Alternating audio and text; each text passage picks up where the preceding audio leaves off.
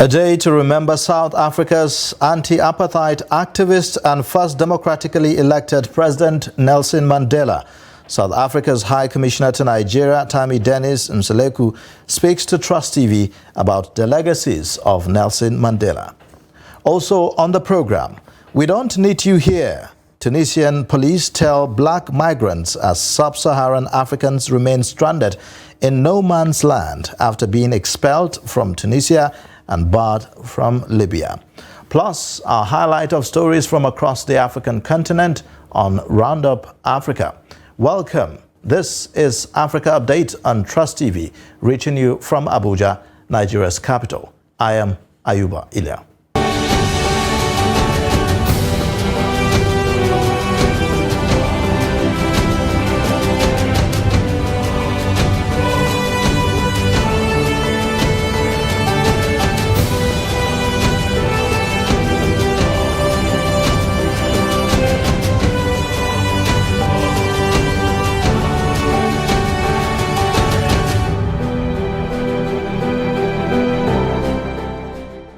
I've fought against white domination and I've fought against black domination.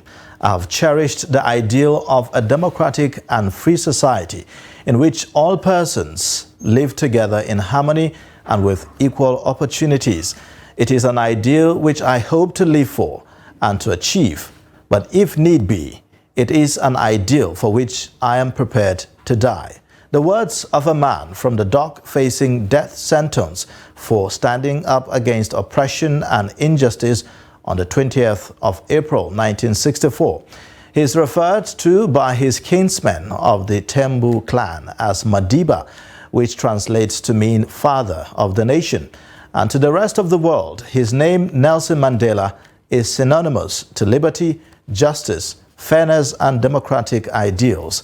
His outstanding revolutionary qualities left the United Nations with no option than to immortalize his legacies by declaring his birthday, the 18th of July, Nelson Mandela International Day. In commemorating this day, South African President Cyril Ramaphosa calls on South Africans to remember Madiba by working for peace. Statues that we unveiled earlier today in Mthatha depicts Madiba in the role for which he was most well known, that of a world leader and a statesman. The statue that we unveiled here in Qunu depicts him in the attire of his Xhosa Tembu culture, reminding us of the traditional values that he lived by and that shaped his consciousness. It is our hope that this homage to Madiba in his final resting place will serve as an inspiration, especially to the young people in the community. It is to remind us that the seeds of greatness lie dormant within each one of us, and that it is up to us to make them germinate and bloom. Now, joining us to discuss Nelson Mandela International Day is South African High Commissioner to Nigeria, Tammy Dennis Mseleku, who joins me from Durban in South Africa. Thank you so much for joining us, Commissioner, on Africa Update today. Good afternoon, and thank you very much for having me. All right. Well, to start up this discussion, perhaps for some of our viewers who didn't have the opportunity of knowing who Nelson Mandela was, tell us a bit about who the person Nelson Mandela is.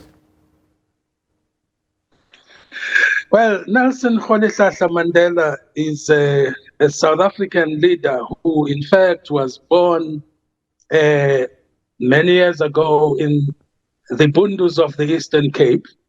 He started his activism as a student when he was a student leader and he was expelled. And then he actually qualified as a lawyer and started practicing as a lawyer. But as he was practicing as a lawyer, he was focusing more on the plight of the oppressed black majority.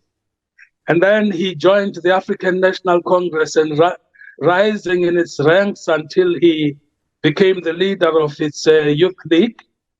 In the earlier years of the struggle, he actually led a number of campaigns, the defiance campaign being one of them.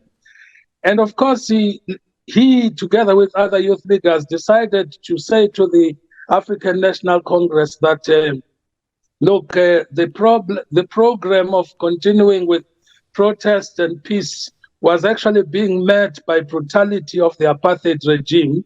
So it was time for the ANC to actually defend its people. And therefore, he was the founder and the first commander of Umkhonto weSizwe, which is the People's Army, which for many years actually defended the people around South Africa against the mighty apartheid army, and also engaged in a number of strategic interventions that led to the democratization of our country. Mandela himself was actually imprisoned in 1964, earlier, of course, in 1962 and then 64, when he was then sentenced with his other comrades to life imprisonment on Robben Island. He only came out of Robben Island on February the 11th, 1990. And of course, that was a momentous day for the world, not just for South Africa, but for the world that had campaigned for freeing Nelson Mandela and all political prisoners and ensuring that negotiations begin. And he led the negotiation process and ensured peace, even under difficult circumstances, until he was elected first president of the Democratic South Africa, which he actually served as just for one term, and decided to hand the baton over to his successor. That's Nelson Rolihlahla Mandela in a nutshell. Let's talk about how South Africans are remembering Nelson Mandela on the Nelson Mandela International Day. Well, led by the Nelson Mandela Foundation as well as the government, South Africans are usually urged on Nelson Mandela Day to actually remember Mandela as a man who sacrificed his life for the people. So it's not a day when we talk and have speeches, long speeches, but it's a day of action in support of the poor and the undertrodden.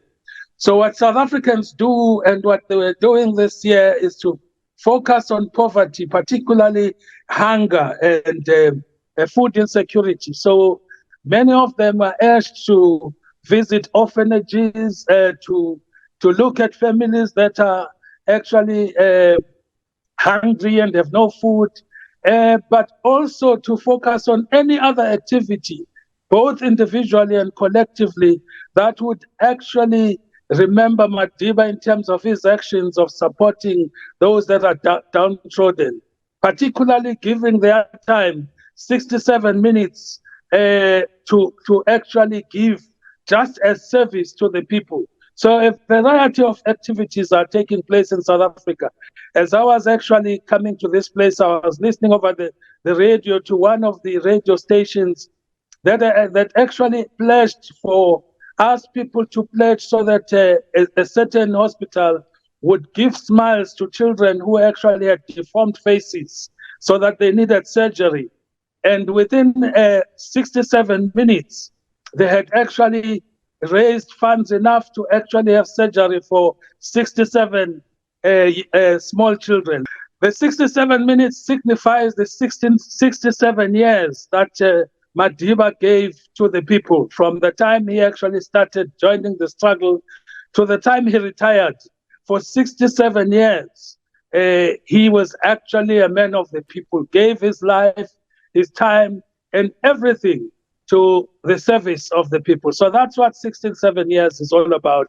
And then it's summarized into at least 67 minutes to symbolize the 67 years. Now, let's talk about the significance of the Nelson Mandela International Day. It's not just for South Africans, but to people all over the world. So when you look at the world today, with the conflicts that we're having, not only on the continent of Africa, but even internationally, what is the significance of this day to people around the world? Well, first of all, the United Nations decided to have the 18th of July, which is Madiba's birthday, in fact, as the the International Mandela Day, which was in fact meant to urge the world to take a note from Mandela's life, to urge world leaders to emulate the leadership of Mandela, to urge nations to emulate the reconciliatory spirit that Mandela was actually advocating, to ensure peace and reconciliation among people who have conflicts for whatever reason.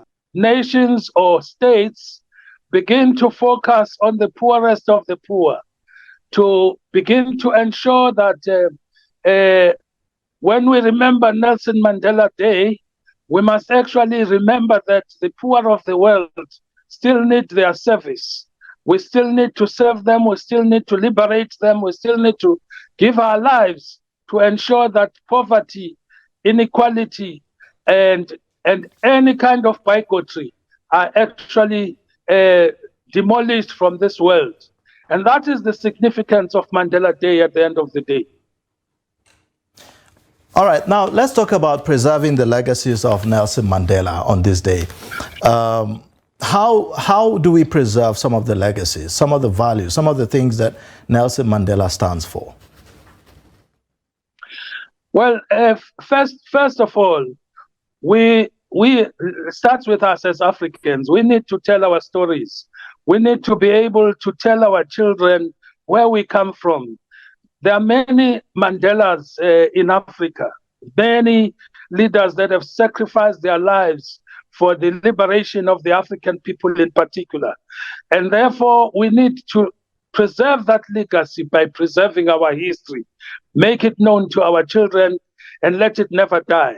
Secondly, we must preserve that legacy by living it. You only preserve the legacy if you live it, not if you talk about it. So let's walk the talk. And our leaders must actually walk the talk and be emulators of Mandela in caring for their people, in caring for ensuring that there's development in Africa. And the leaders of the world must actually work for peace, not for war, not advocate for the conflicts for their own interests, but for the interest of humanity. So the legacy of Mandela will be seen in the extent to which people are working for peace, people are showing love, people are actually showing reconciliation, while ensuring that they are firm in liberating the poor from the oppression of poverty. All right. Well, the continent of Africa is known for one thing, which is the sit-tight syndrome.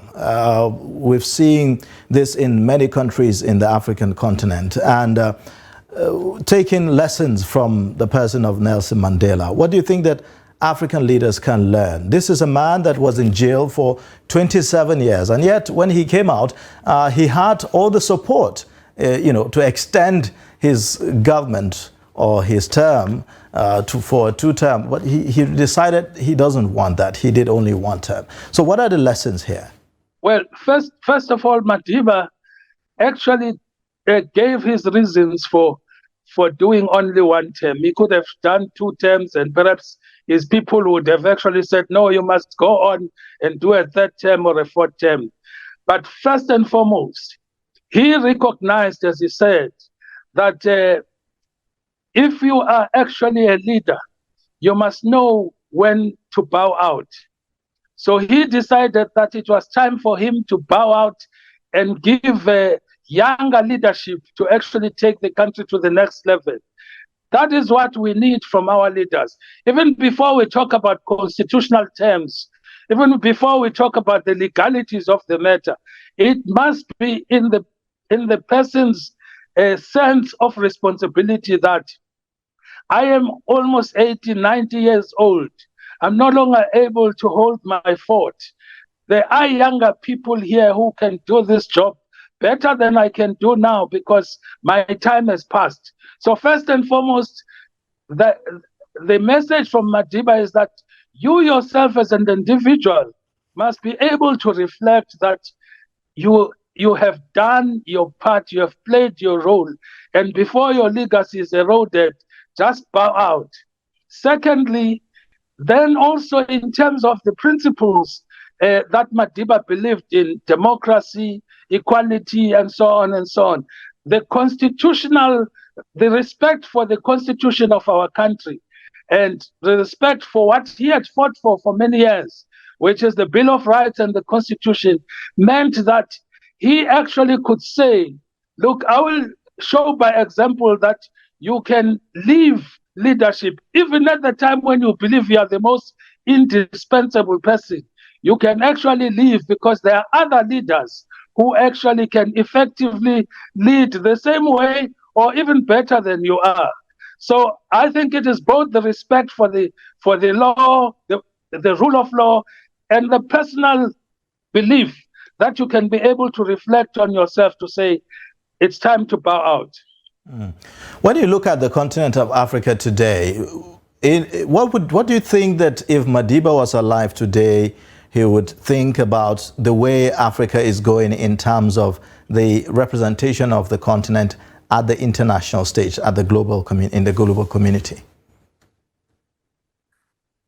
Just like when he was still here, I would say Madiba would actually be shouting very loud to the world to say, first of all, we don't need the wars that you are bringing to us. They are inflicting a lot of problems and pain, and it's not our wars. And secondly, we want a place in the table. In fact, we want to sit right at the table as equals. He actually left the stage while he was advocating that particular message, and you would feel that it is actually a disgrace that we are still in that kind of situation, and therefore he would be shouting more and perhaps even calling for more action from the African continent. All right, thank you so much, High Commissioner Tammy Dennis Msuleku. Thank you for joining us on Africa Update and sharing on this significant day. You're watching Africa Update on Trust TV. We don't need you here. Tunisian police tell black migrants as sub-Saharan Africans remain stranded in no man's land after being expelled from Tunisia and barred from Libya.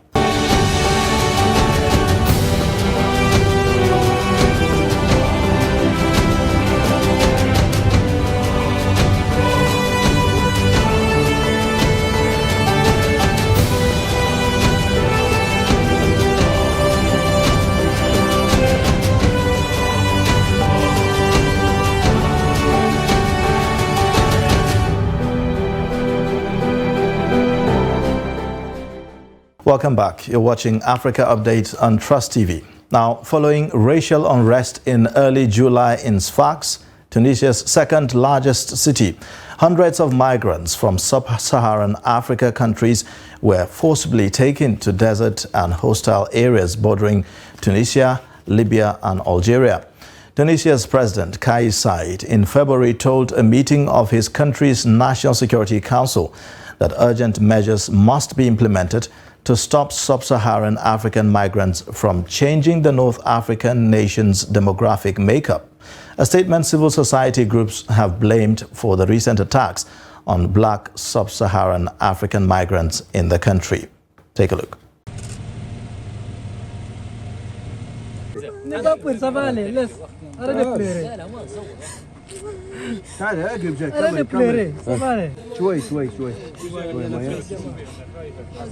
Don't scare.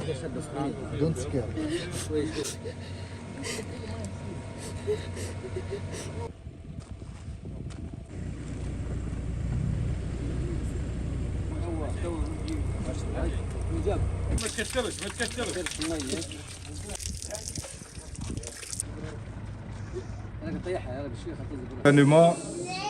La police tunisienne m'a attrapé avec ma femme. Ils ont demandé les papiers. On a montré les papiers.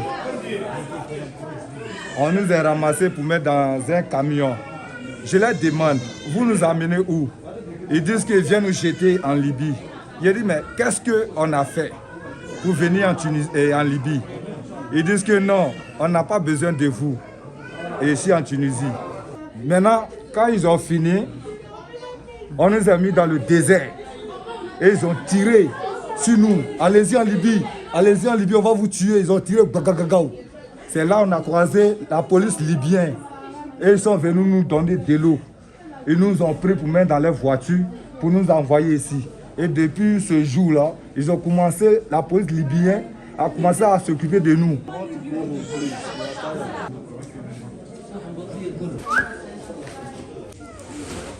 صعوبات في أعداد المهاجرين في الجزائر يومي.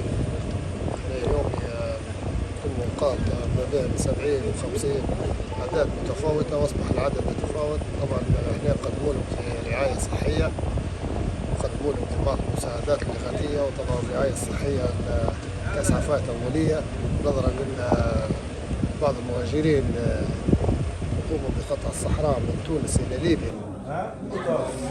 All right, now time for us to take a look at Roundup Africa. Morocco's highest court has upheld the convictions of journalists Omar Radi and Souleymane Raissouni, dismissing their final appeals. The two journalists have consistently denied the sexual assault charges that led to their imprisonment. Radi was sentenced to 6 years in prison, while Raissouni received a 5-year sentence. Defense lawyers representing the journalists had raised concerns about the fairness of the trials, particularly after the pair was convicted and sentenced on appeal a year and a half ago. Despite the assertions of Moroccan authorities that the charges were unrelated to their journalistic work and did not infringe upon freedom of expression, human rights organizations have criticized the proceedings.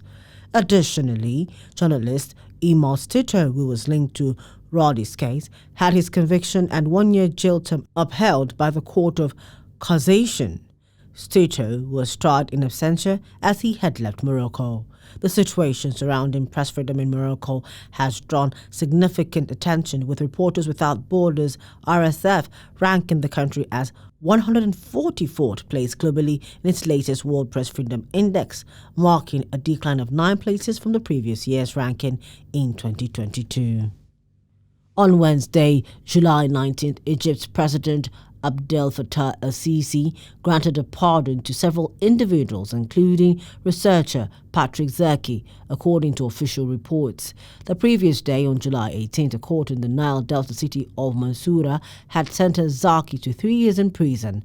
Following the verdict, Zaki was taken into custody directly from the courtroom, as confirmed by a group that represented him during the trial. The charges against Zaki stemmed from his alleged dissemination of false news in connection with an article he wrote about discrimination faced by the Coptic Christian minority in Egypt. Zaki had been working as a gender rights researcher with the group at the time of his arrest. He was detained in February 2020, shortly after arriving in Cairo for a brief visit from Italy, where he was pursuing his studies at the University of Bologna. Throughout his detention, the Italian government had consistently called for his release. Eventually, in December 2021, Zaki was released from pre-trial detention after spending 22 months behind bars. However, he was required to remain in Egypt and was not permitted to travel abroad until the conclusion of his trial. A suspected underground gas explosion ripped open roads and flipped vehicles in the heart of South Africa's biggest city, killing 1 man and injuring at least 41 people, authorities and emergency services disclosed on Thursday. The cause of the blast, which happened during Wednesday's evening rush hour in downtown Johannesburg, remained unclear. The company that supplies gas to that part of the city said it did not believe its underground pipelines were responsible, as authorities first thought. An investigation was underway as city authorities brought in specialists to determine whether other underground pipes or cables were in the area and if there was a threat of an explosion or gas leak. Lesufi said 21 people remained in several Johannesburg hospitals for medical treatment, while the other 36 people who were hurt had been discharged. South Africa has announced that Russian President Vladimir Putin will not be attending an August summit in person, ending controversy over whether Pretoria would abide by its obligations under the International Criminal Court and arrest him. Putin is wanted by the court for alleged war crimes during Russia's invasion of Ukraine.